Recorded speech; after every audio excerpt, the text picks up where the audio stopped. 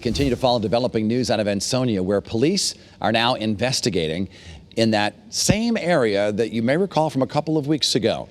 Now it's a deadly officer-involved shooting. A man shot and killed after he ran at police with a knife. Pinpoint News Tracker shows you where the scene unfolded on Myrtle Avenue. Again, the scene of another deadly crime not long ago. That's where we find Channel 3 New Haven Bureau Chief Matt McFarland live now with some new details for us. Matt? Well, Dennis, this is the house on Myrtle Avenue right behind me. And as you said, if Myrtle Avenue sounds familiar, it should, because as you mentioned, this is the second high-profile police investigation on this very street in the last month. You might remember back in early December, police were just up the road focusing on the disappearance of baby Vanessa Morales and the murder of her mother. How you doing?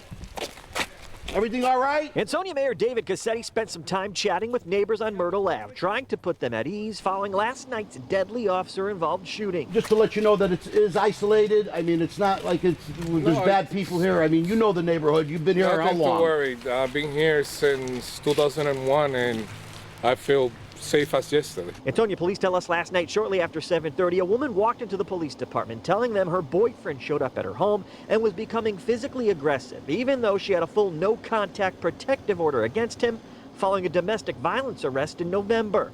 When officers showed up, they say the man had a knife. The male refused to drop the knife, and officers deployed a taser, which had no effect as the male advanced toward them. The male then ran toward officers with the knife in hand. That's when at least one shot was fired. Today, you can see a bullet hole in the first floor window. The man was brought to a local hospital where he was pronounced dead. We're told the three officers are on administrative duty, standard protocol following an officer-involved shooting, and that the state police are now heading up the investigation. Fortunately, Ansonia police officers are equipped with body-worn cameras.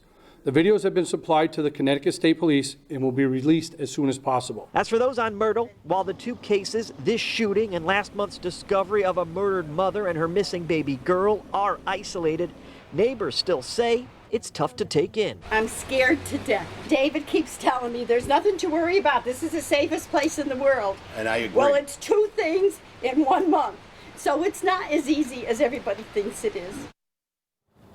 Now, this is the first officer-involved shooting here in Ansonia in nearly 6 years. Coming up tonight at 6, we're going to hear from the now retired officer involved in that shooting, saying when he heard about what happened here last night, it brought back a lot of memories. Again, hear from him tonight at 6. We're live with the mobile newsroom in Ansonia. Matt McFarland, Channel 3 Eyewitness News.